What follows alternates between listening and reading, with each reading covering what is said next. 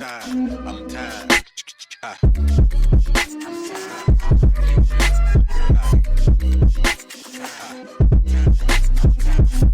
Late Morning Program with Namarasa podcast.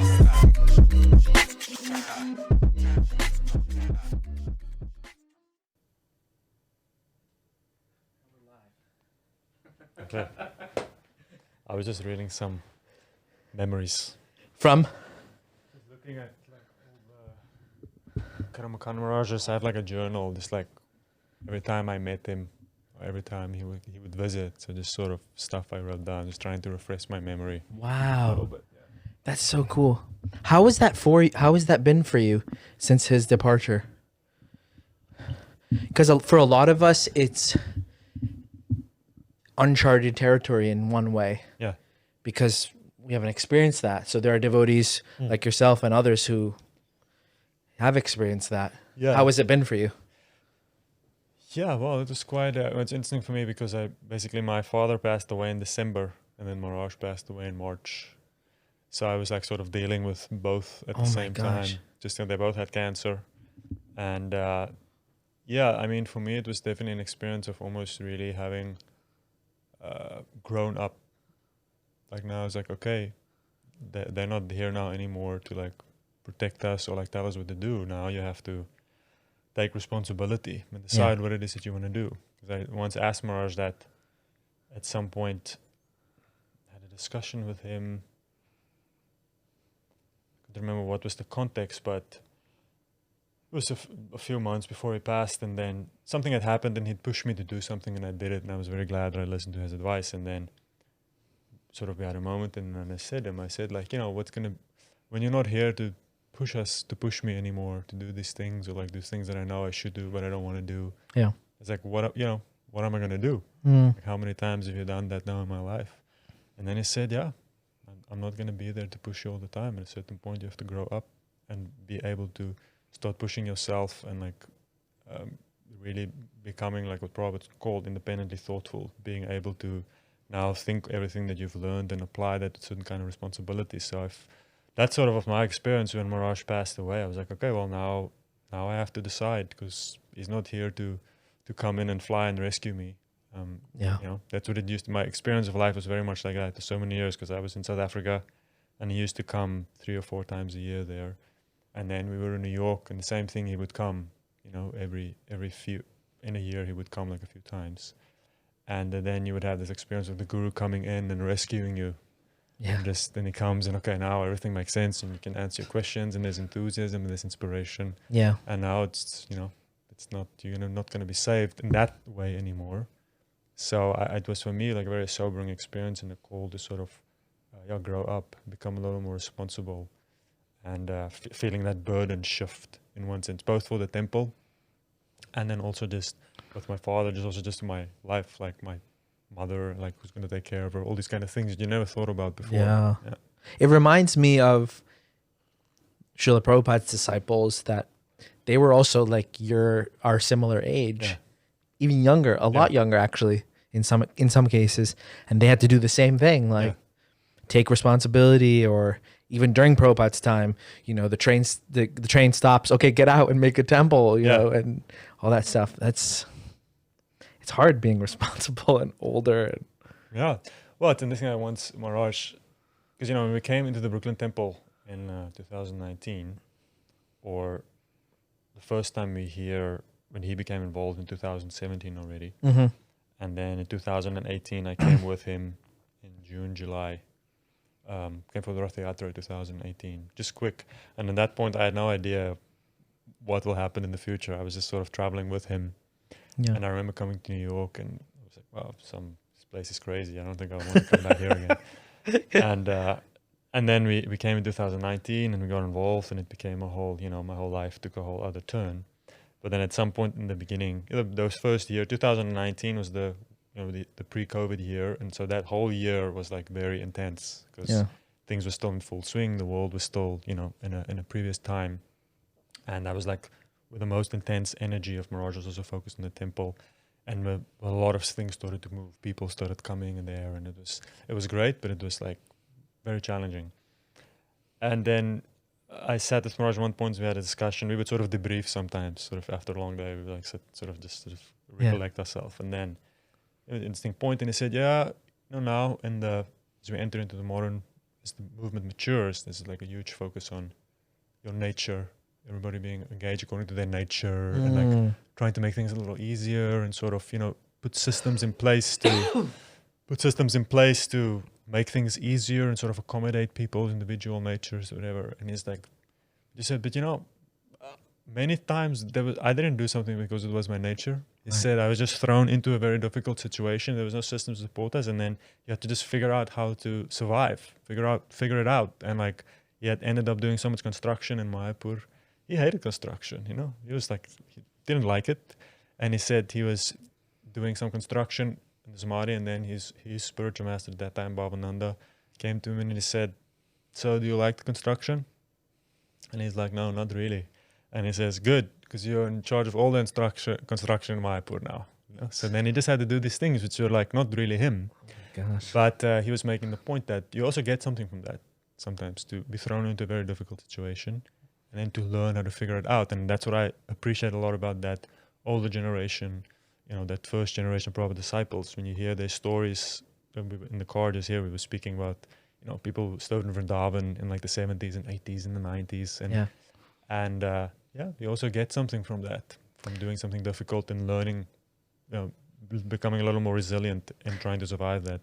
Yeah, that's something I worry about of my children. I was talking to my wife yesterday about, sometimes I'm hard on my oldest son, like he's only 5, but I want him to not be too comfortable in the sense of that he doesn't grow and face some kind of outside the comfort zone, so he can grow and be like, what we're talking about. And she's saying, well, that'll happen in time, but he's only 5. Yeah. And I keep have to remind myself, like, he's only 5. Yeah. He will get to that point. And she was like, well, when did it happen to you that you were out of your comfort zone? Was like, I mean, I lived in the temple for 3 years. And, they were telling us you have to wake up a certain time, you have to go on book distribution, you have to do all these things that maybe are not comfortable to you. Yeah. And I said, those times, I think it was like 2006 to like 2011 or something, were like the most out of the comfort zone, but the best times of my life, because I was outside that comfort zone. I think devotees, everyone should feel that way. Yeah, it's like, because it builds character, I think. Yeah, no, I mean, if I have to think back to myself, why did you decide? Because as a joiner, like someone who comes in fresh, like, and now you have to decide, okay, I'm gonna do this thing, I'm gonna do the Hare Krishna thing. Yeah, and you make that plunge, and then a big part of the convincing experience for me getting into it was just having those experiences initially of being challenged. Yes. And then like rising up to the challenge, you're like distributing books or like speaking to people in public, and it's so scary. And then you do it and you have that rush almost where you're like, wow, I just like conquered something. And the Hare Krishna, that movement, that is really actually a valuable thing that we give to people to push them. Now, obviously it has to be done with, I remember I was in college, and I sort of met the devotees there, and I got into it over a span of like a year. So, and then that, I used to sort of visit the temple on weekends. I was still studying, and on weekends I would go and stay at the temple and, to sort of experience the temple and sort of get used to it. And then for the December, which in South Africa is summer. Our big summer week holiday. And I was like, I'm going to stay at the temple for a month. I'm just going to be there for a month. And then I went there, and I thought it's going to be like, any other time the temple. It's not, the temple I joined at in Cape Town is very small. So it's not like, tons of stuff happening. And I went there, and I think I arrived, say, last 2 days of November. And then some of the people starting to speak about the marathon, like the marathon happened. I was like, what's the marathon? Like, I'm not into the marathon. No. I don't want to be a runner. Yeah. So, and then just suddenly it was just, okay, the marathon is here, and like, we're all just going to go out and distribute books like 6-7 hours a day. And I remember the first day of the marathon, they, just put us in the car, and they just drove somewhere in Cape Town, and they just like sort of thrown us all out of the car, and then we just had to like distribute books, and they're like, okay, we'll meet up here again like in 5 hours. And then I was just there with like my book bag, and like, I'd never done it before. Wow. And not that I was a horrible book distributor, but personally, it was a lot of growth that comes. So that I think that important thing not to lose, that element of, as we try to make it easy for people to become a devotee, but at the same time, that element of understanding that there is this element of a little challenge always has to stay there. Otherwise, you can't really unlock what Krishna consciousness can really give you. Because the truth is that spiritual life is a struggle. Like if you really want to move forward in your spiritual life and you really want to break through various boundaries and obstacles that you will face in your own progressive growth to really become pure and again connect with Krishna, it is going to be a fight. It's going to be a struggle, and you can make it as easy. You can make it easier for people to sort of connect to Krishna consciousness, but you can't make it easy because it's not. It is not easy. Yeah. So I appreciate. It's one of the most beneficial things that I have to say. What did I get from being a devotee? Definitely the growth that you get as a person, and having these challenging experiences and sometimes failing, but at least learning a lot and growing in the process. Yeah, totally. That's a great point. So you mean when you connect with people or try to introduce people to Krishna consciousness, it might be easy and say, "Oh, chant and be happy," and everything's great when you start Krishna consciousness, but there needs to be a struggle. I mean, there needs to be struggle to be growth, is what you're saying.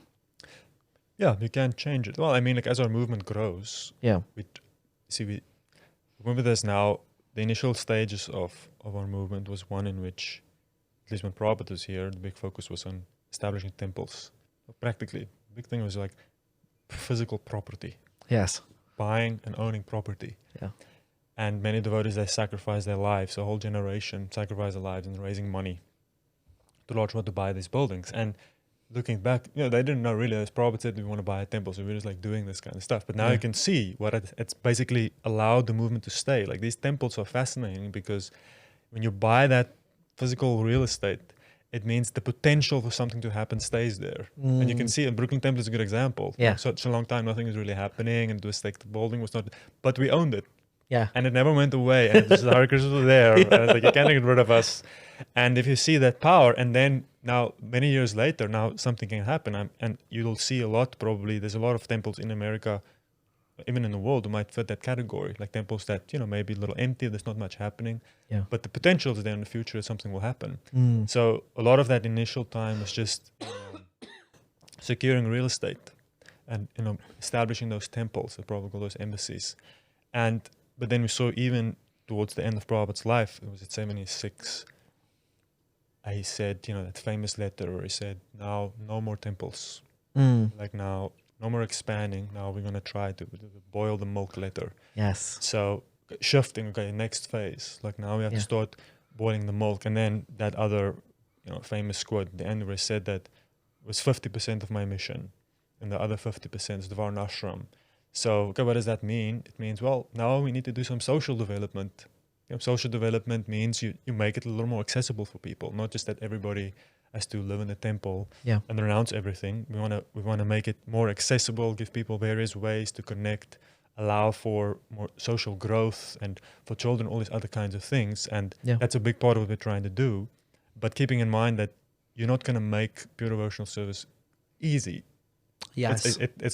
You can make it easier, make it accessible, give people opportunities.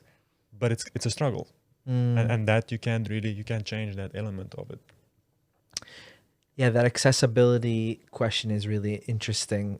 Point is very interesting because there's different ways to make it accessible. I'd love to hear what you're doing at Brooklyn. I know you're very involved with the ISKCON Brooklyn Temple. For those of you who don't know, Harivilasa Prabhu is very involved there, and now it's becoming like a phoenix rising out of the ashes kind of thing of Brooklyn Temple, through everything that happened, court case and this and that, but now like blossoming into this like amazing project.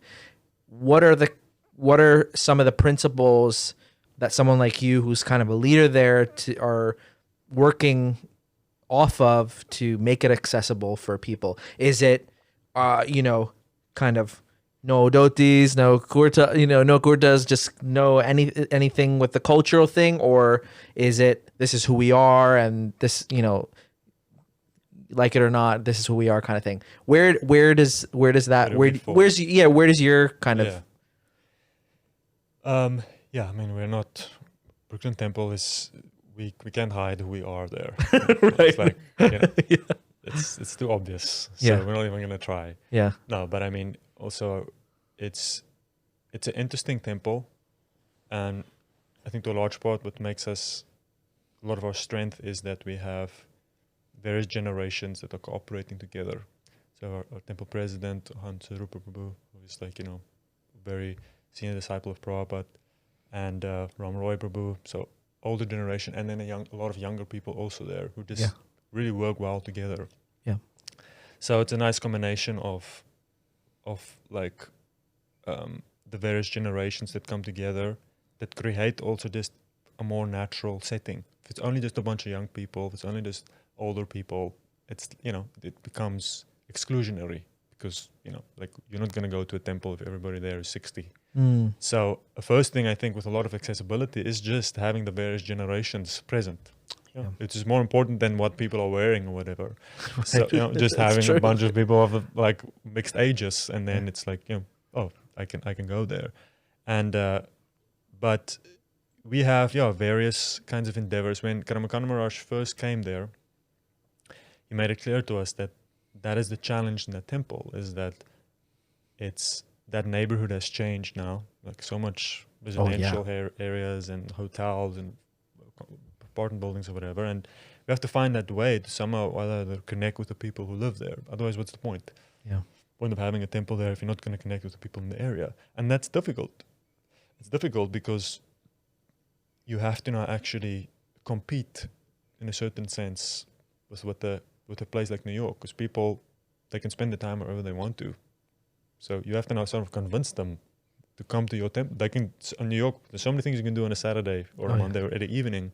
right. So to really step up to that challenge and like now try to see what you can do to provide something that people actually want to go to. So, but a process is powerful, and the basics of good kirtan and a good class and good prasadam naturally, good association. We do offer something that's very unique. So, but we very much we just go with our Hare Krishna identity, and at our programs, there was a mix.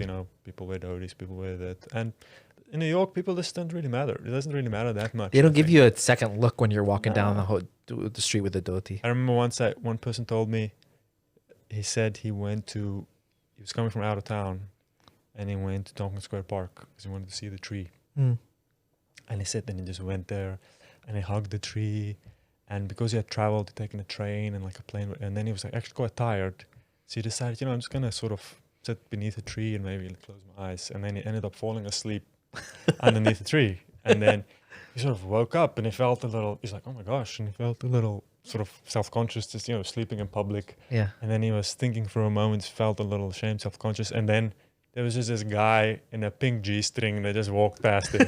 And then he was like, oh, this is New York. I mean, who cares? You're sleeping here or there. Yeah, right. New York. I mean, people aren't going to look at you twice. Right. So I think New York makes it much easier in that regard. Here's be who you are, be authentic.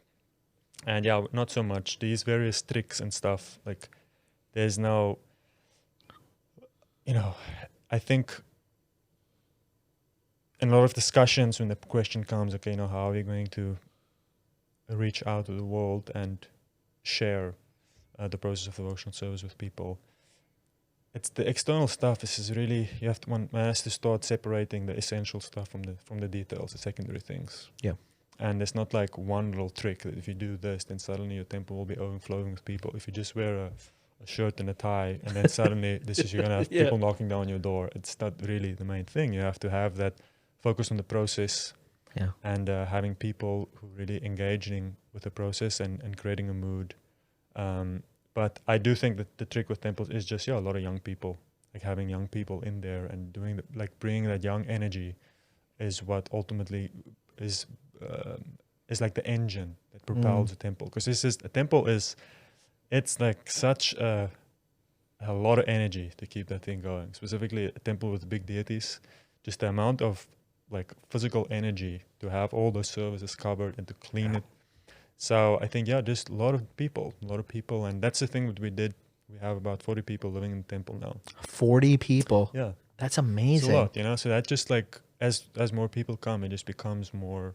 That is a big part of just having something vibrant. Yeah. Whereas when you just have not enough people, it becomes a struggle, very difficult to do something, and then so much of your energy just goes in keeping the wheels of the temple turning instead of having that energy to turn out and do programs.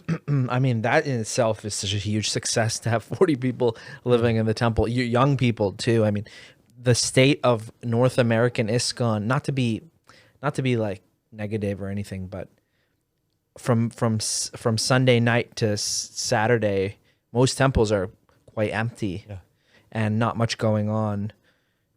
But then, on a Sunday, it's going to be used for like certain amount of hours. But it's how do you create a temple where, it's used every single day? And I like that point. Young people, I mean, but then don't you get like a cycle of people always? Yeah. And I think that's just something you have to make peace with. Right.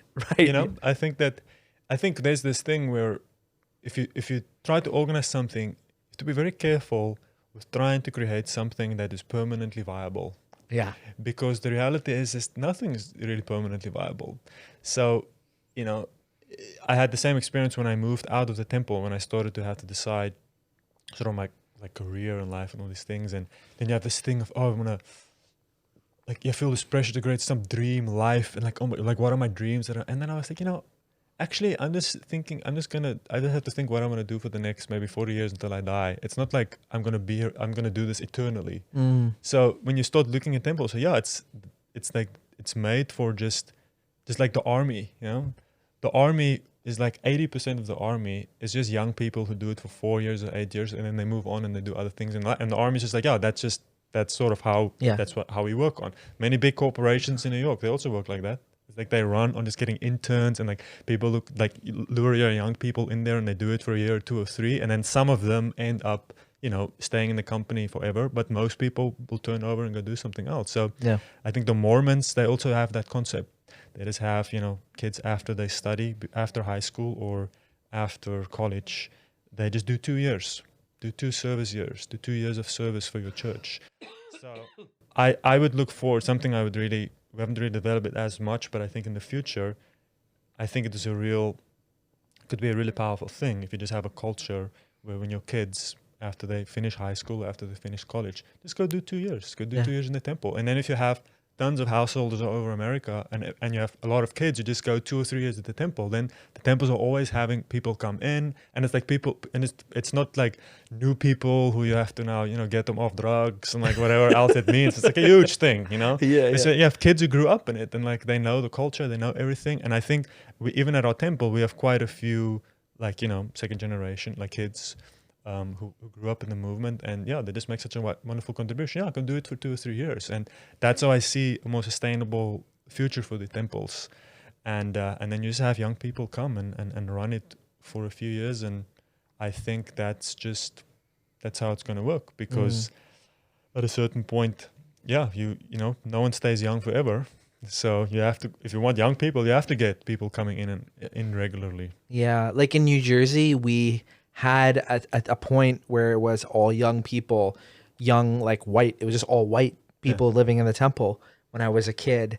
But then it became instead of rotating, it was just they left and then that was it. Yeah. And then it became mostly congregation members who were living outside the temple, maintaining the temple, doing the seva and things like that. So there's that blueprint also of people who don't live. There's like the temple doesn't have anyone living in it, but everyone's living around it. And at night you lock the doors. It's kind of like an Indian, like in India, like, or like a church. Or it's like a church. I mean, Christian churches were, no one, when I grew up, no one lived in the church. Yeah, That's true. It's more like the congregational model of a community. It's a blueprint that works. Yeah. And that's something that Brooklyn probably doesn't have as much of, because there's not many people living around because it's just like so expensive and it's very far. So our Sunday feast, we have a lot of people come, and we definitely have a congregation that's involved. But it's very difficult for them to come during the week. Very few people can come during the week and maybe do some deity worship or something because it's just far. Yeah. So it is a little strange to have a temple to like drive an hour to go to your church because as a Christian, you're just gonna go. There's churches everywhere, so you'll find some that's one's close to your house. But that's the Hare Krishna. We have like ISKCON New York City, which is so crazy. Christianity in New York City, and this is like this one church, and then everybody just goes 10 million people. It's just like everything. there. Yeah, but then if you go to a place like Delhi, or there's like what 11 temples, seven to yeah. So the congregational model is also like having just more smaller centers. That's Jai Dvaita Maharaj is like very much into that. Like Jai Dvaita Maharaj always is, I think it's in Bergen County or someplace where there's rent a church. Bergen, yeah. And Bergen. he's just like, that's the model. Just, you don't have to worry about a temple and a building and overhead. You just rent something, you come together, you do the process. Yeah. And, but I do think having, you do lose a lot. Like the residential temple thing is like, it's powerful, but it's a big complication. It takes a lot of energy to do that. It takes a lot of management to have all these people living together, taking responsibility for them. And like, it really is, because I've done it now for so many years, living in temples and then living in Brooklyn. It takes a lot of energy to do that. And because you take so much more responsibility for people when they move into a temple. Now it's a congregational model. It's like, okay, you come on the Sunday and then everybody takes care of themselves, which is okay, also good. Yeah. But you see that keeping that temple thing alive and the people living in the temple. And I think it's like when you said, when your son, if he turns 18, you're going to be like, be nice for him to live in a temple. Oh my God, I'd absolutely go love and, if he do it did for 2 or that. 3 years. Yeah. So, and I think I think that's the culture. I think in the future, I think that we will see if I think it's like the Mormons. If you have that culture of young gurukulis or people who grew up in it, doing the temples, it becomes so much more natural, much more easier, not so much hassle. Because it is, it is a lot of the difficulties and weird situations also that happen in ISKCON is also the residential thing. The wrong people moving into temples that just cause havoc. Like I wanted to hear about your transition from Brahmachari to Grihastha, because there's always some struggle involved in that. Traumatic experience. Yeah, it's always like everyone I talk to, it's like always like a traumatic thing. And my wife and I always talked about this, that there has to be some type of program or support for devotees who want to transition without having that trauma attached to it, Yeah. No, it is. I mean, it's such a frightening thing, really, when just the nature of the Brahmachari ashram is that for so many years, you don't allow yourself to think of work. You don't, like that's the whole thing. Like you just focus on this one thing, which I think is great. I mean, a great privilege to consider having spent some time like that. But then, making that change and then thinking suddenly so many things you never thought of. A big thing is money. Huge. I mean, money is one of the big things. Like now suddenly you're going to have to be financially independent. And I could see those steps. Like firstly thinking, okay, I'm going to get married, and thinking, okay, who am I going to marry? Where am I going to live? What work am I going to do? And just having to like suddenly now figure all these things out. So, but so I was in Brooklyn for 2 years, and then then somewhere in 2020, I just decided, I think that, just decided personally that I want to transition, go in this direction. And then I was lucky, my wife at the temple, and I've known her for a while there. And so it was a very natural transition for me, at least in having that question solved. Like, sure. who. And then I think the biggest thing afterward was just going through that process of figuring out financially, like career-wise, what I'm going to do, what's a different model. That was a huge thing, to having to find out how to make money. And I went through various stages of that, like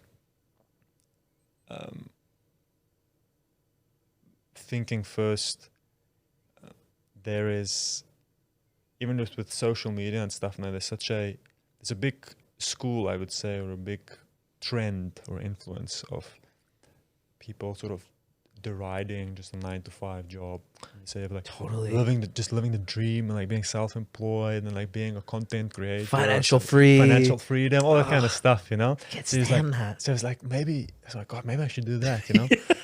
And then at a certain, I was like, no, I'm not gonna do that. It's like, you know, and then for a while I was thinking my first option actually, because I met Dinabandhu Prabhu, your friend, and like Ganesham, like the chaplains. Chaplaincy, Oh, these chaplains, that's cool. It's like sort of a spiritual kind of work. Yes. And, you know, maybe I should check that out. So I ended up doing an internship at a hospital in Brooklyn. And by probably like the middle of my internship, I was like, wow, this is no way I can do this. What was it about it? You know, I think it's interesting when a big part of the transition from in the ashram to outside the ashram is that you really start to realize more who you are sort of karmically. Because in the ashram, basically a lot of your karma is suspended. Well, everyone's your head is shaved, you just wear the same clothes. Yeah. Like your identity your material identity is sort of suspended, like contracted to a little bit. Right, you know? right.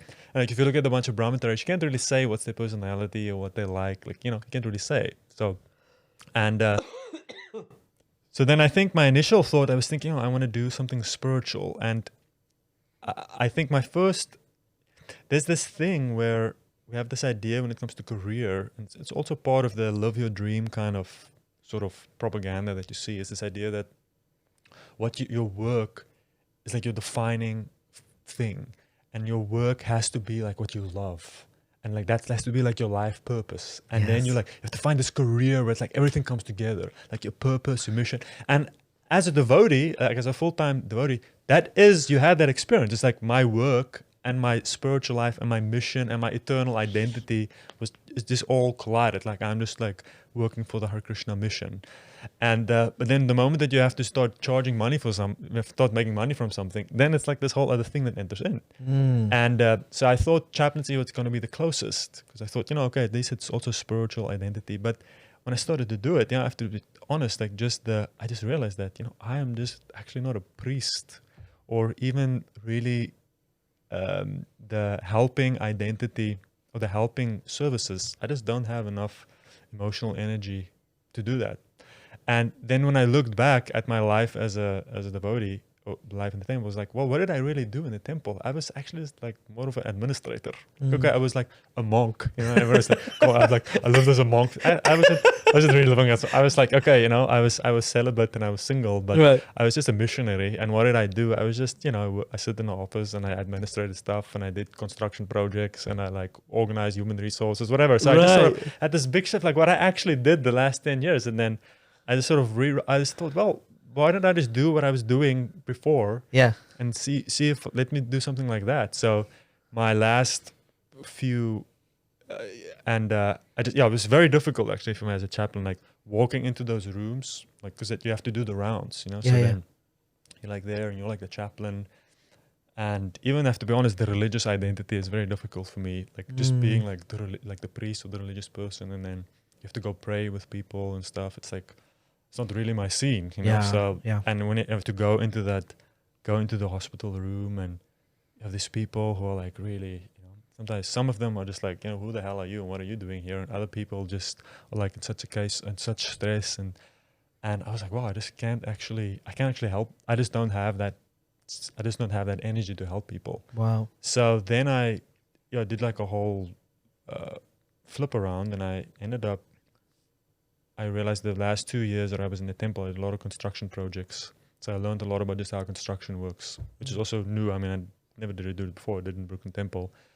So I was just looking. I ended up doing research. Part of the thing that sort of helped me is I found this website. I was doing research on what do Army veterans do, like work for Army veterans, because I realized I'm sort of like similar to Army veterans. Yeah, that's what you are basically. It's like, you worked for 10 years and it's not really like, what are you going to put on your CV? Oh, I was like, I was a Hare Krishna for 10 years. Please give me a job. Yeah. I had a degree, but I had a degree in philosophy. So it was always growing up in college, I had this joke, and they said, what's the difference between a degree in philosophy and a pizza? What? Say a pizza can feed a family of 4. That's a good one. So, you said there's a philosophy degree, which is cool. I've studied philosophy, but I mean, I can't really get a job with that. Yeah. So then I researched, and then I was looking at these various degrees that are good for military vets, because the thing now, how the market works, the modern world of work, has become highly skill-based. So it's like, even 50 years ago, there's a lot of jobs that were based on certain character. Like if you were a responsible person and you're good with people and you're patient, then there'd be jobs for you. Like if they could see, oh, you're a person, because that's what they were looking for character. But now they're looking for specific technical skills. It's like, can you program? Yeah. Or can you do you know Java? Yeah. Or do you know, CRM software? Or do you know Salesforce? It's like, then that's what they want to see. They don't care like, oh, but I'm like super responsible and I'm patient and I'm like friendly with people. It's like, okay, at the end, it will be valuable, but it's skill-based. So, but I was looking at what military vets, because military vets had that same thing. They learned character and skill and stuff, which in some occupations they appreciated. So then I found just adjusting claims for insurance companies, which basically you have to, on behalf of the insurance company, you have to assess how much damage is done. Yeah. First, if it's covered, and then do an assessment of the damage and just work like that. And it's an occupation that it's more, you don't really need a degree for it. And it's much more, because you work so much with people, so they're really looking for people who are like good and like calm, stay patient, can deal with conflict, because it's like, it's all about, I need more money, and like you have to like sort of stay calm in conflict situations. So I somehow stumbled upon that, and then I just pursued that path, and I started doing that about in August, and so far it's actually I'm like, wow, I can do this. I'd much rather sit and do this than like that's have so to great. Like go and going to deal with people, like be in the helping profession. So it's all these ideas that you have of yourself, and then I found that as I exited the ashram, you have to be confronted much more, just like with your karma and who you really, just on like a material level, because now it's coming out. I love that point. Make peace with that. Yeah. That point that everyone, when you're in the temple, everyone's kind of the same. It's kind of like in raps about what your karmic expression is, but then as you leave that, then you need to understand what that is. And Dinabandhu tells me sometimes of the stuff he does, and I'm the same. Like, I cannot do that stuff he does. He works with mentally ill people, and some of the things he tells me are like intense. Like he got punched a few times, like attacked and things. It takes a certain type of person to do that. Like that's his type of person. Yeah. Like your type is a certain other thing. That you found that it's so good. Another thing is that I also feel that devotees who have stayed in the ashram and spent a certain time like just fully dedicated in the service and things, Krishna takes care of them after. I've noticed that about myself, all the devotees I was brahmacharis with, like it was like 20 something of us, every single person, they all left, but they are just taken care of. Like whatever happened, somehow it works out in the end. And I think it's cliched, like, oh, Krishna will take care of you, but he does. Like you get there eventually, I think. Yeah, I mean that's a Bhagavatam's whole. So much of it's like you read the Prahlad Maharaj instructs his school friends. Yeah. And it's that famous verse. It says, just like we don't go look for suffering, it comes our way. Yeah. Happiness, it will come. It's like basically the thing is that it will play out. You have to obviously do your part, and you have to still take responsibility for your life and not be helpless. But at the end, it does sort of work out. And I think, when having this experience now of sort of living a more conventional life, and you're having 9 to 5 and stuff, and you realize it's like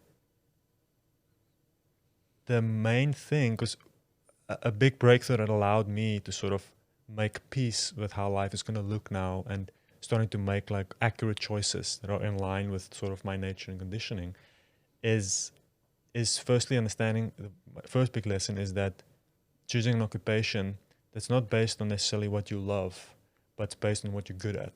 Doing something that you're good at, Like that's because the reality is most work, who would work if they're not going to get paid for it? So the reality is you're working because you need money to support you. That's just, that's how the world works. That's work. That's right. Yeah. And then, so doing something that's not necessarily defining you, but just doing something but that you're good at.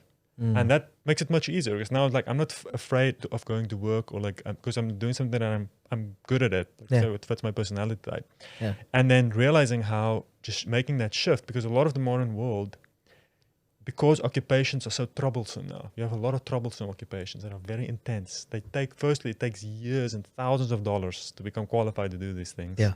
And then even once you start doing it, super stressful, super intense. And the big way how they convince people to do that stuff is by the identity. It's like you do it actually a lot of the time for the identity. Like, I want to be like a heavy, high-flying lawyer. Yeah. It's like you spend thousands of dollars, you get so much debt, but it's like at the end, what you really get from it, it's not just a job, but it's like an identity. Yeah. So, but if you break that thing, you're like, hey, listen, I'm not looking for identity. I'm just looking for, looking for a job. Make enough money and pay my health insurance and like have a house. It's like, I don't really care, because I have my identity. Yes. I'm a devotee. Like, Yes. I'm a Hare Krishna, that's my identity. And making that shift where you realize what defines you is not what you do from 9 to 5. It is what you do from 5 till 9. It's so good. That's the thing. Yes.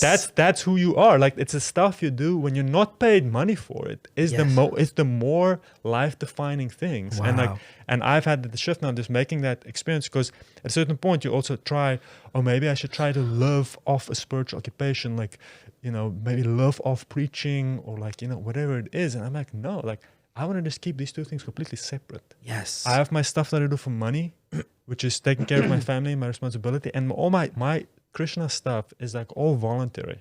Yeah. I'm just doing it voluntarily, because, and that I find is more defining for me, because these are things I do out of love, and not trying to mix the two. Because you can see with this podcast, imagine if you decided, okay, my main goal with this podcast is to make enough money so that I can support my family.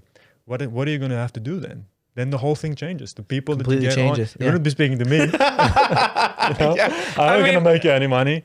So, but you see, so the commercialization is one of the main challenges that we face today. Like how, and it is so antithetical to the basic principle of devotional service. That's the whole point. Is that if you read, there's this huge purport in the Gundicha Marjana Leela, where Chaitanya is cleaning the Gundicha temple, and it's this famous purport, I think it's verse 134, and then Prabhupada quotes, and he quotes a huge purport by Bhaktisiddhanta. He basically summarizes the whole Leela, and he summarizes Bhaktisiddhanta Maharaj's purport on it. And then in there, Bhaktisiddhanta makes out the point that the first cleansing of the temple was like the gross things, and then the second cleansing, Lord Chaitanya actually got more dust than the first time. It's interesting. The second cleansing got more, and the second cleansing was the subtle, was how the heart is to be cleaned from the subtle contamination that is there. The first thing is the gross stuff, get the meat and the whatever. The second thing is the subtle things, which are more difficult.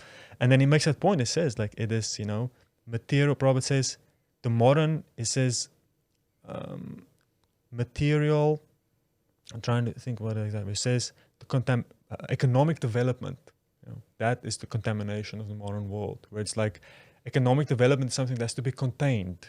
This is one compartment of your life, but now it is just everywhere. And specifically with social media, people commercialize everything. They commercialize themselves, their identity. It's like everything you can monetize stuff now. Yes. And that monetization, it does something when you start doing something and you monetize it. It has huge effects. So, there's an interesting thing for me when I decided, listen, I'm just going to keep these two things completely separate and have that 5 to 9, just, what I do in my free time, have that be just something that's very clean, and that's what I'm working for the rest of the time. For me, it's worked, different people find different solutions, but I do find that if you can reclaim your identity and not allow yourself to be defined by the external world and the modern world, it's a big source of the protection that you have from getting entangled in certain things that can be very unfavorable for your spiritual life. Yeah, totally. I mean, I think of it as like, I'm totally with you on that the stuff that I do 9 to 5, it allows me to do the things that I want to do in my free time. Yeah. it allows me to do those things. And I think a lot of young people I talk to, they get sucked into that whole thing of like that you need to love it, and that's like you're aligned with and all that stuff.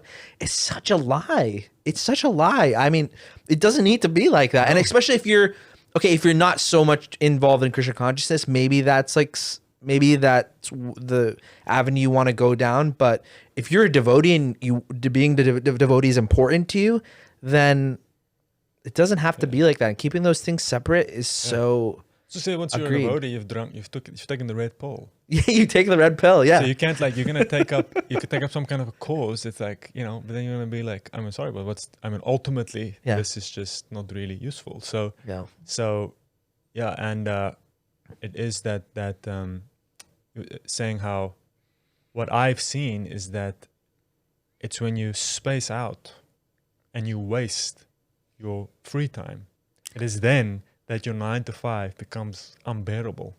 Yes. Because, and that's the thing that I've seen. It's like when you're using it, like I've seen that. If I have like a good morning, I wake up, I do my things that I'm supposed to be doing. Yeah. Then my work, it's not so but if I space out, I didn't have a good, then that 9 to 5 becomes very unbearable. Yeah. But it's all these ideas, and that's why, the modern world is so dangerous, because there's so much bad ideas. It's like it's just a bad idea. It's not like a viewpoint. No, it's just a plain bad idea. It's not true. It's a false notion that just gets projected and people take it up, and then it's very subtle, because it's not like vocally expressed. Like people don't. It's not that they tell you that this is what we're telling you. They don't tell you like you have to. If you don't like what you do, then you're doing the wrong thing. Or like if you're not doing what you love, they show you these things, and then people understand it's like very manipulative. And but then you sit with these expectations in the heart and the desires, and it's a tough thing. And so it's a tough time to grow up, because how do you? We actually underestimate how much influenced we are by stuff, by just looking at things. And if you look at America, like America took over the world culturally by Hollywood. And Hollywood didn't tell people directly, they just showed people. They just showed, and you look at the American way of life, and then the whole world basically wants to become American. And it's the power of just how we are really influenced. So taking responsibility for that can really help us and protect us, and see how desires are so much based on certain ideas and certain identities that's thrown onto us every day. But I think that's the nice thing with being grounded in. If you read the CC, you see in the beginning chapters when the various members of the Panchatattva are introduced, and then you see Advaitacharya is introduced, and he's fascinating because he himself is God, but he is just a devotee.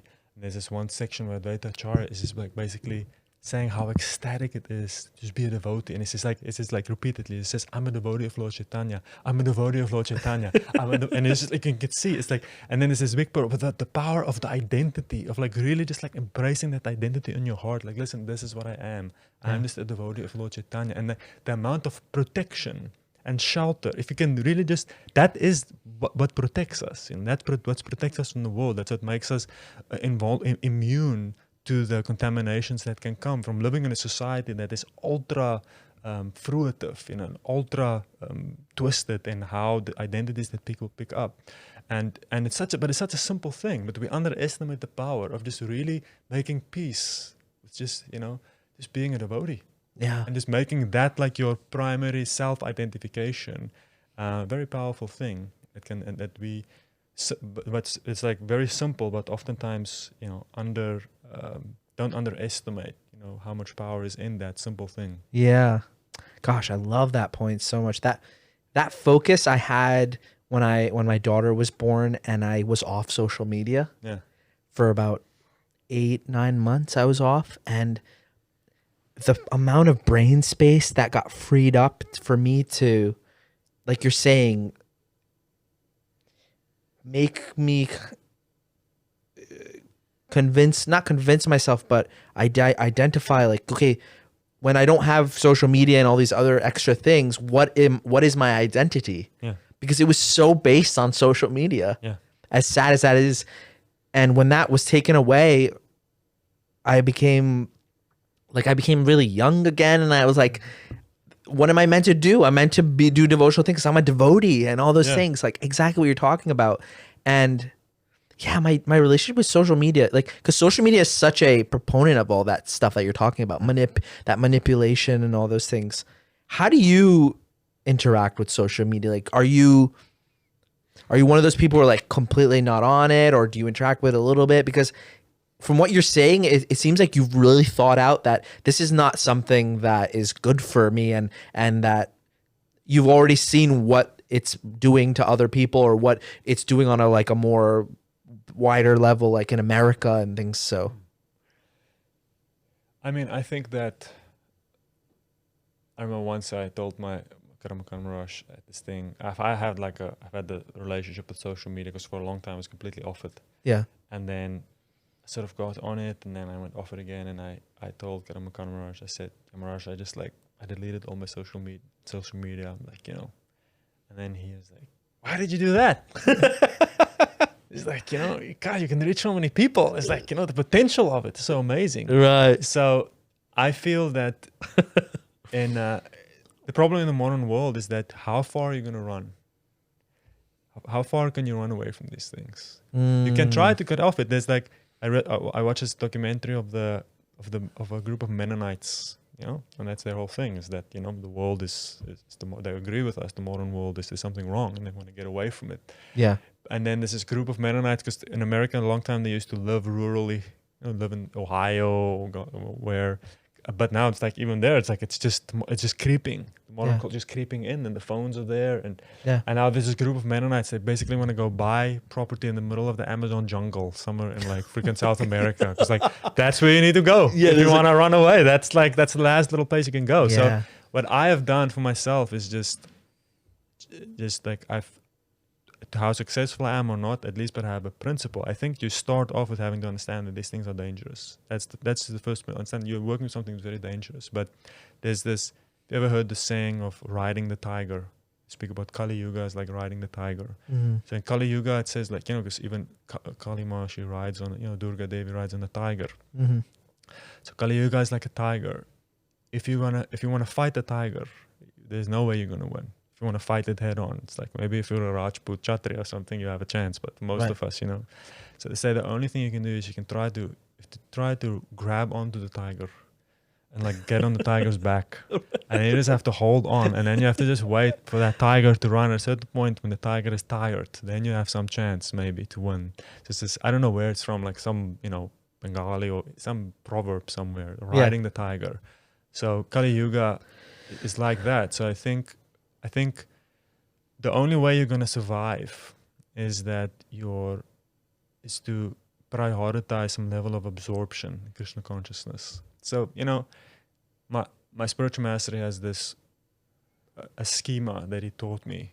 He's wrote in a book also about it called Diving Deep. It's this little booklet, and it's this kind of schema that is used to sort of understand spiritual movement and also just clarify where our focus is supposed to be. So he says that in ISKCON, a spiritual movement has like 3 layers. So the top layer says is like the institution. It's the church. That's where you have the politics and the money and like this and this happens and like all the dramas and all the scandals. It's the top thing. That's like it's the external part of the movement. It's not mundane. Yeah, it's powerful. It's spiritual. Someone has to take care of it, and it's very important. Yeah, and but it's there. And then beneath that, you have the process of devotional service, which is fascinating because the process of devotional service is atemporal.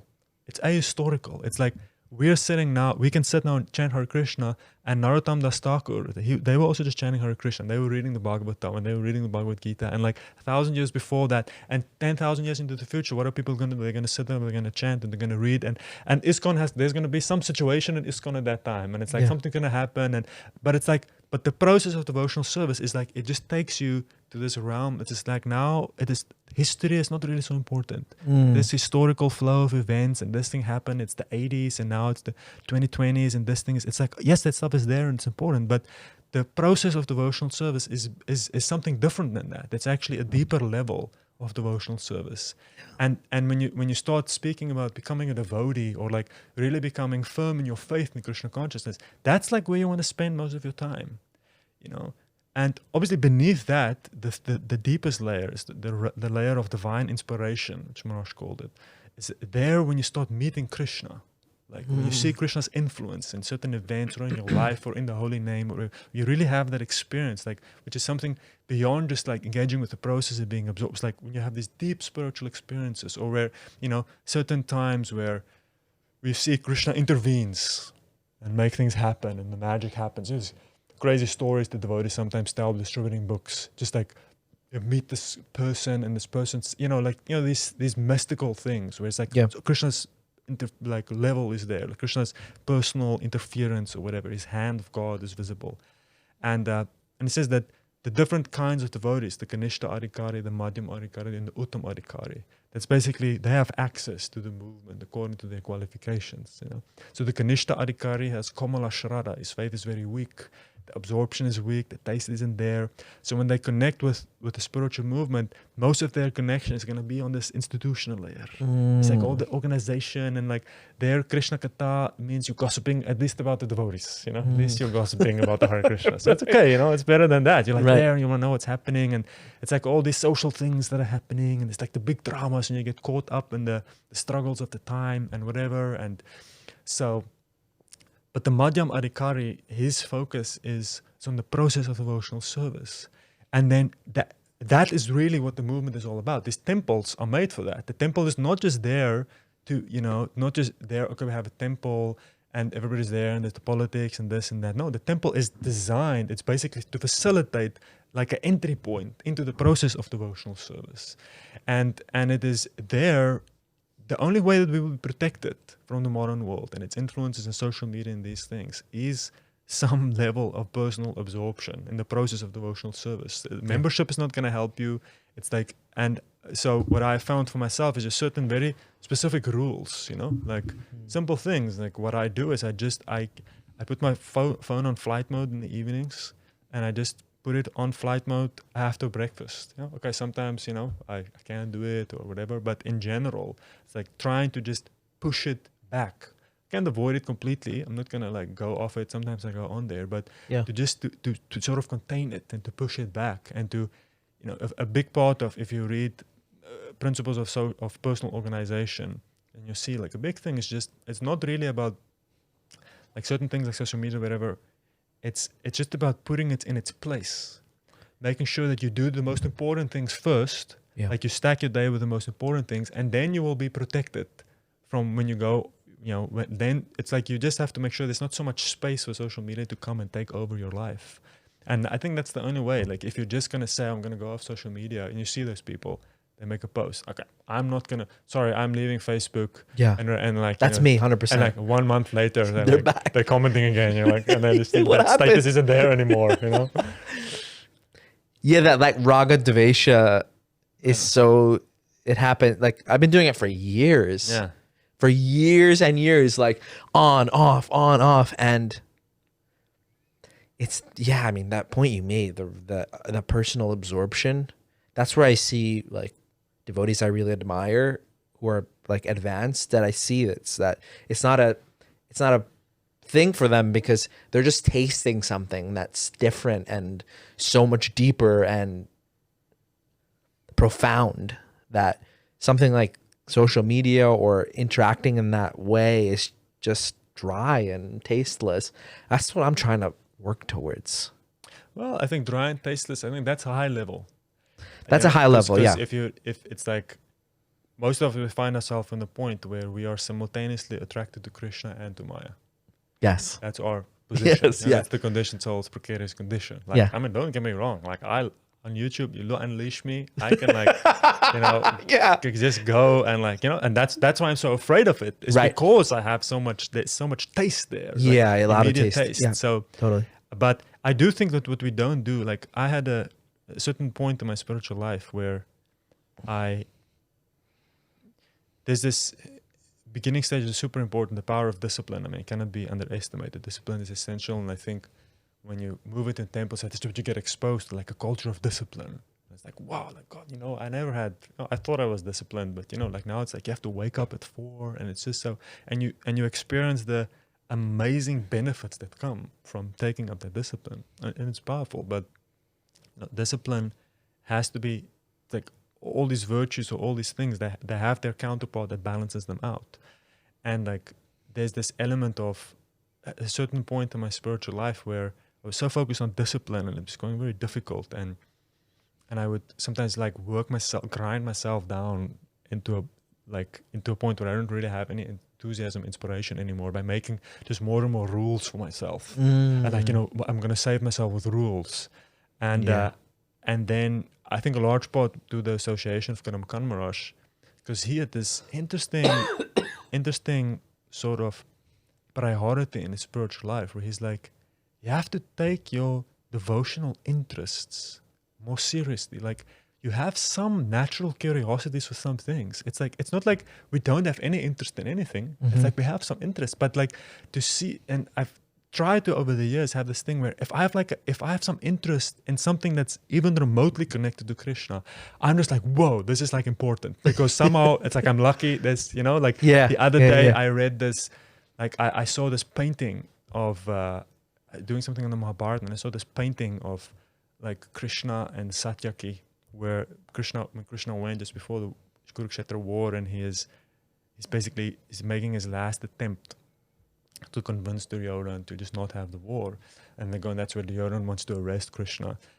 And then Krishna took Satyaki with him, and there's this painting where Satyaki, like, he's drawing his sword, and Krishna is just like grabbing him by the hand, and like this, because Satyaki is very hot-tempered, and that's this painting that I saw.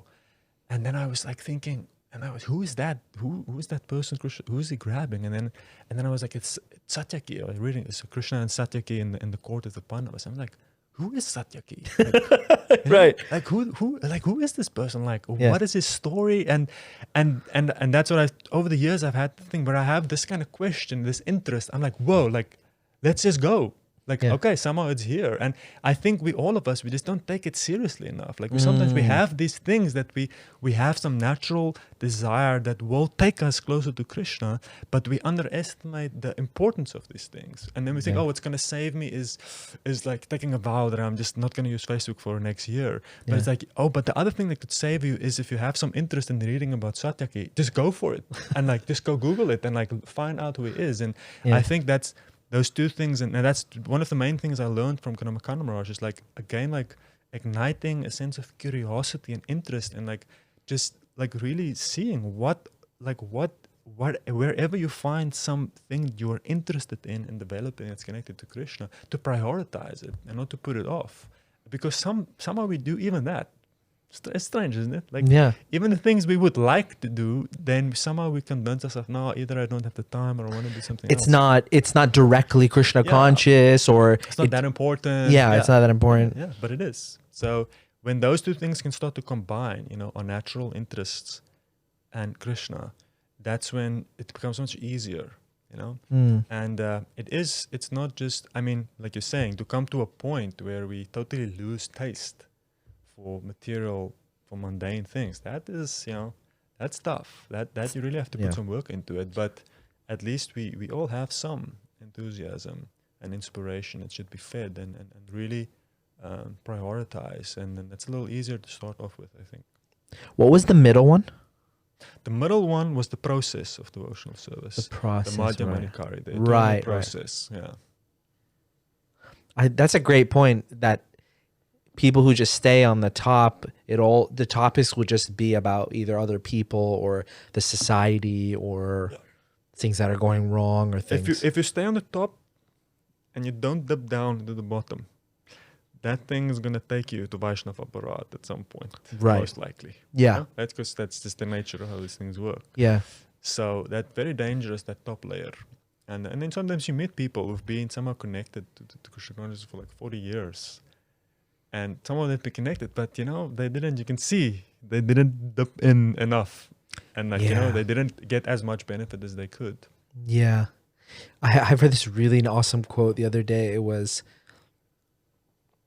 I'm going to get it wrong, but it was, narrow-minded people discuss other people. Middle-minded people discuss events, and broad-minded people discuss ideas. Yeah. I love that. Yeah. That, and it kind of tied in with the podcast too, because I remember it was like all about clickbait and what people wanted to just hear about, whether it was like fall of the Jiva, Bhakti's inherency, or book changes, or whatever it was, you know. Human retention. Yeah, right. That was one of the biggest ones. Okay. And it's gonna get the hits. yeah, it's gonna get the hits. So then I thought about it more, and now as I'm doing these podcasts in person, I'm thinking it's so nice to discuss ideas. Yeah. Like everything you're saying is, I mean, it's not like your idea per se, but it's an idea. They're concepts and ideas, and I think people can really benefit from them because it's your experience, it's your, you know, regurgitation of your what's been going on in your mind, and now you're kind of expressing it, and I think it's really beneficial to discuss these kind of things. And that's the nice thing when you don't monetize your podcast. Yeah, you know, that's the nice thing. Now you can just go for the actual thing. Yeah, just like not for the clickbait. Right, and not just for the love of the thing, not thinking about the fruits of what it will, you know, whether it becomes popular or not. It's like I am getting so much from talking to certain devotees and about different ideas and things. Yeah, no, it is, but that's the challenge. The challenge is to get good ideas and to have See, the problem with you know, I got a lot into Ayurveda at some point. Oh, really? Not like, you know, like quite, like just sort of, not like I wanted to become an Ayurvedic doctor or whatever, but I like sort of got into it, tried to study it, did courses and stuff, and it's quite fascinating when you do it. Mm-hmm. And but the one thing, because what's so powerful about the Ayurvedic system is the simplicity of it. Because I mean, basically, it all boils down to just your digestion. It's basically what it's just like basically that's, you know, that's the thing, and if that thing is disrupted, everything goes to hell. Yeah. And but there's this similar understanding also of the Vedic conception of the mind, that the mind is also like a digestive organ. It's actually like it's like a mind, something that digests, and like you basically we have this. It's very fascinating. In the modern world, we have, because in the secular world is based on this kind of distinction between your private and your public life, and a big part of that secular ideology is this idea that the things I absorb my mind in has like no connection to like my life and my character. You know? So that people can watch horror movies, or they can watch porn, or they can watch all kind of stuff. And the idea is that it's like just sort of, it's just what I do for entertainment. It's just like, it's part of this thing, and it's not really part of my life. Yeah. And which is obviously total nonsense, because your mind is a digestive thing. It actually takes everything, digests it, and it just becomes part of your personality with time. And the big challenge in the modern world is that to have an appetite for ideas, because there's just so much junk food out there. And the problem with junk food is that, like, even if you're an intelligent guy, so even if you're intelligent, whatever, but like junk food, the real problem with junk food is that when you eat junk food, you have no appetite for healthy stuff. You know? Like you eat a bunch of McDonald's and then you're basically full, and you can only eat so much every day. You can eat 3 times a day, and that's basically it.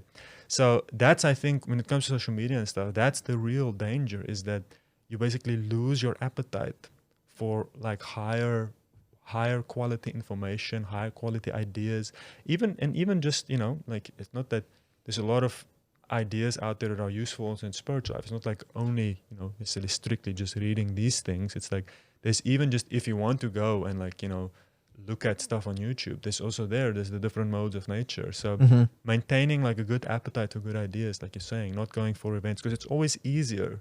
Gossip is naturally tasty for everyone. Yeah, you know, events and history, but then going for ideas and making that, protecting that appetite that you can have for these things.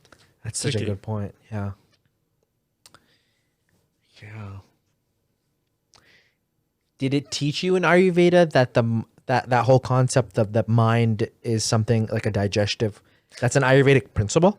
Yeah, I mean, I have to go look at, where I read it. I mean, it or makes just one sense. of those ideas that I Yeah. read something and I was like, wow, that is just so powerful. Explains why what happens, because the mind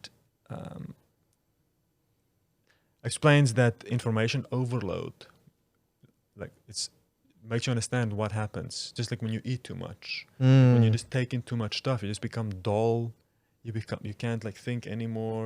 You can't like take anything more in. Just like when you eat too much, and like it's like a huge thing. But we just don't understand how the mind works. The modern world has this like zero understanding of how the mind, because problem is Prabhupada says that they think that the answers is all, they think that it's all based on studying the cerebral lump. Says, they think it's all in the brain. They Right. think the answer is, they think, oh, people have depression. So they think, oh, the problem is there's not enough serotonin or dopamine. They think it's all brain chemicals is going to solve the problem. So if the most intelligent people in the world, they're trying to understand the mind by looking at the brain. Whereas if you look then at the Vedic side, they're like, no, the mind is not like the brain. The mind is like understood by metaphysical concepts. Yeah. The manas, the buddhi, the ahankar, and it's like that's how you can get a grip on what's happening in your internal world. But if you see, look outside, the world is crazy. It's totally, and the world is just becoming crazier, and they have no grip on mental health at all. Even the most intelligent people, some of the most intelligent people in the world, some of the things that people are saying, or not intelligent, but like, most quoted authors and not many of the ideas. But the other day I saw a study that came out that just said that a study in a respected journal that over the last 10 years, they've done studies and they've starting to seriously question the actual efficacy of antidepressant drugs. Whether it actually just really works. It is like, if you look at the statistics, it's that it doesn't, does it really actually work? It's not really so clear anymore if it really works. So, but what do you do now? So I think that, that's another example of how the power of ideas is not just for entertainment. But if you have bad ideas and you build a culture on bad ideas and you build a society on bad ideas, as Thomas Sowell said, if you do something stupid, it has bad consequences. But when very intelligent people start doing stupid things, that's when you have catastrophes. Yeah. What do you do personally to create this culture of digesting the proper things in your life? Well, I think for me, as I said, like I think a large part of the challenge in life is just to understand your priorities and go from start to do the most important things first in your day. Yeah. You read the 7 Habits of Highly Effective People, a classic book. Covey, but it's classic for a reason, because it's a damn good book. Yeah. And then he speaks about how the most important thing, his principle is very simple. He says, keeping first things first. Just like understanding that's a challenge every day, is just to start with the most, and just like hit the most important thing, the second most important thing, and just layering your day up in this way. And again, and if you look at our culture, like the temple culture, that's basically how it works. It's like first thing, boom, you you chant all your rounds, and like you read the Bhagavatam, and then you take breakfast, and then even if you go to sleep, it's okay because you did like the most important things. Right. So just having that thing where you just and it's the simplest thing. Just go for the most important things every day, and like try and like now, obviously, when you start working, you can't necessarily do a 6-hour morning program, but it's having those same elements of just like, even if it's a little bit condensed, but just making sure you hit those essential things. And I think it's so simple, but it really just does work. But most important things first, and you just every day. And what's nice with that is that means every day you have another chance. Some days you mess it up, it's okay. Tomorrow you can try again, and then you just try again to do the first things first. So doing first things first, I think, is powerful, and more important than, it's not really so much about the numbers or how much or how many rounds or how many times. No, even if you just can do a very condensed version, but just making sure you do those most important things, and it builds up over time. And that's the challenge, I think, now with our movement as it expands, is that as people, because in the temple you have so much shelter, and you're basically forced to do basically that. And but then when you move into your own free space and you have your free time and your freedom, to have that responsibility to somehow keep some of that up. But it is I think that's why I prefer that approach to trying to do the rule thing. Like trying to think that you're going to save yourself. They say, a ailing society collects laws like a dying man collects remedies. Right. So like rules and stuff, it's important, but it really is more about your priorities and investing in the most important things first. And with time, it can, and then we push that other stuff. We just push it further and further into the day, and then it's not so disruptive. But it's when when it hits early, when you start doing that stuff first, that's when your whole day starts becoming very shaky. It's very difficult to recover from that. I love that. You said you were a Brahmachari for about 10 years, was it? Yeah, like I was in college. I joined in 2010, and I changed ashram in 2020. But it was like maybe for 3 years I was still in university. Right. So about 7 years, I'd say, where I was like, proper. How was that experience? It was great. I think I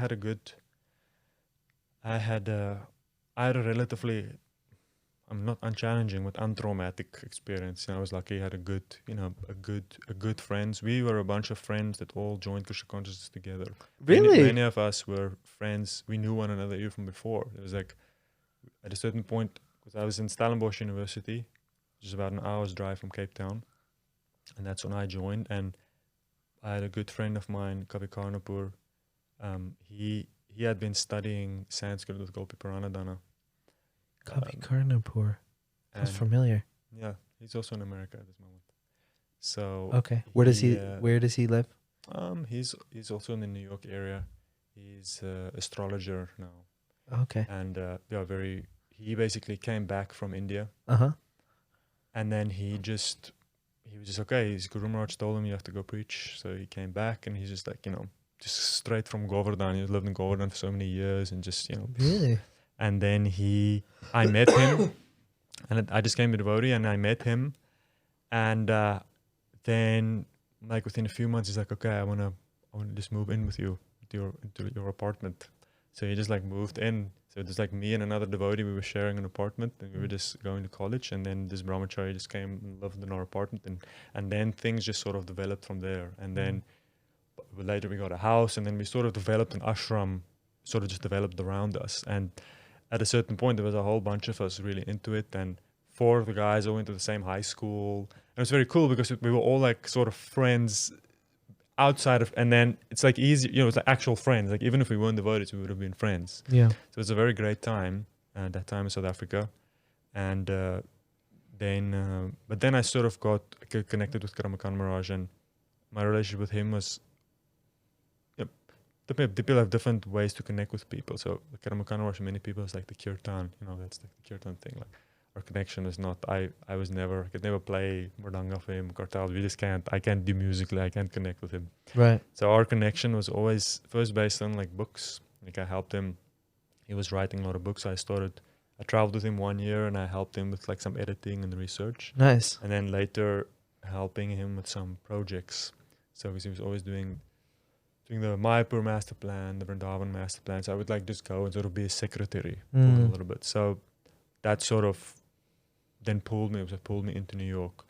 And I think it was the best thing I could have done. I think, those few years that I could have invested. As I said, at the end, when you're just sort of leaving the ashram, and you like have to make your resume when you apply for a job, and you like realize you have like this 10-year gap.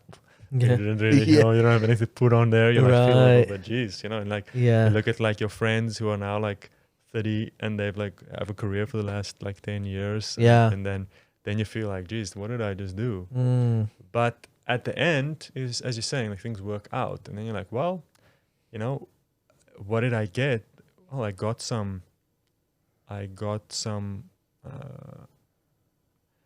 training that, as I said, now at least makes it easier.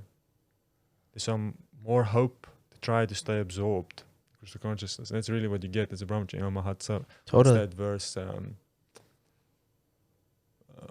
Vasudeva Kataruchi Shanmahatseveya Vipra. Yeah. So by serving the devotees, at least we get some interest in Krishna consciousness. So Yeah. it was a good time, I think. The Brahmachari years was really cool. And it's a very fun thing to do also, I think, when you're young, and just have that freedom and just, like, especially, and if you have a bunch of good friends that you can do it with, that's really the key. Those relationships are just, Yeah. you can never really recreate that. Just the guys who you serve with. Sometimes Totally. like, again, like the people, like they're army buddies. Yeah, you were in the trenches together. Exactly. Totally. You were there. Yeah. I noticed that after I was in the ashram for 3 years, and then after that, getting married and having kids, it was like a certain loneliness that comes from just raising a family. Yeah. And I appreciate like what you guys are trying to do there in Brooklyn. That the focus around the young people staying in the temple and just being connected with the temple, but also having like I guess what I'm trying to say is, how do you feel a certain difference in your friendship dynamics now that you're married and not even in the temple anymore and things? Oh, definitely. I mean, the privilege of living with your friends. Yeah. It's like it's cold, man. Yeah. It's like, who has that? You just like live in the same building with like 10 of your friends, and you just like literally every day you just do stuff together. I mean, it's a kind of like privilege that's actually we take it for granted because we had it. We was living with our friends for such a long time, but who do that? No. So I think when you move out, it's like a bit of a knock, and you really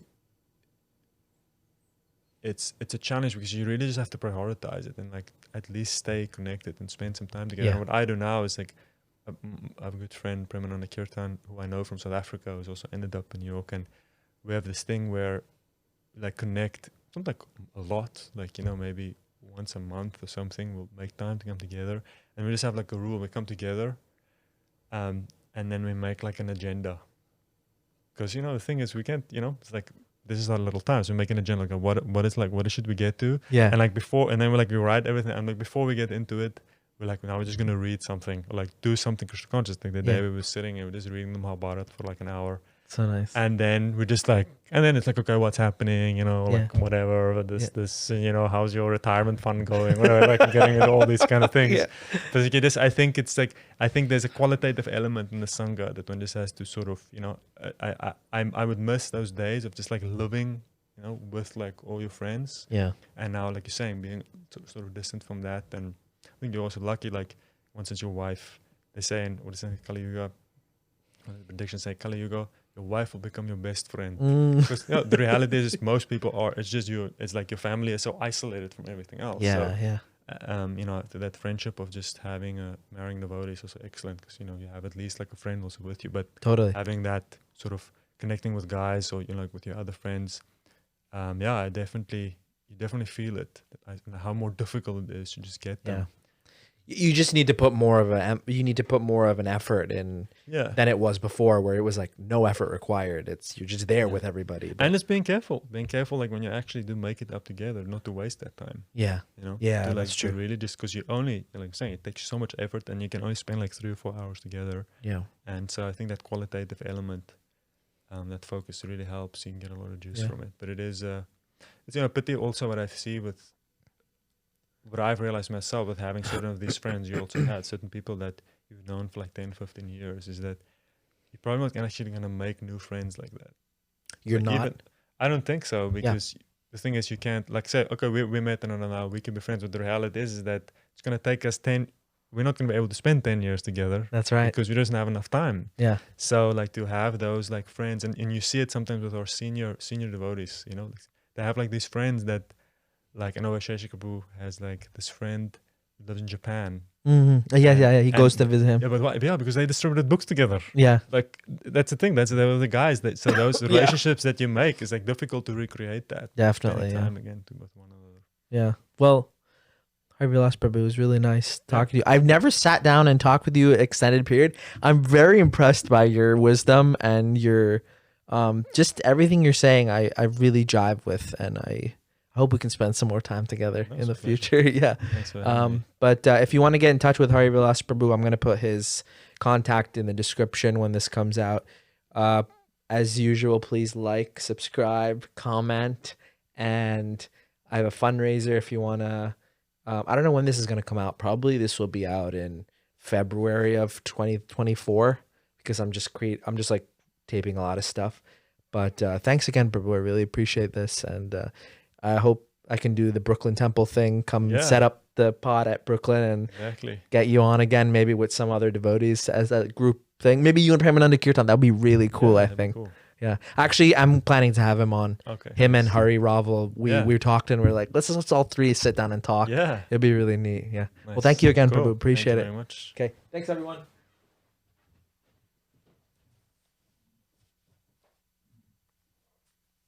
Krishna.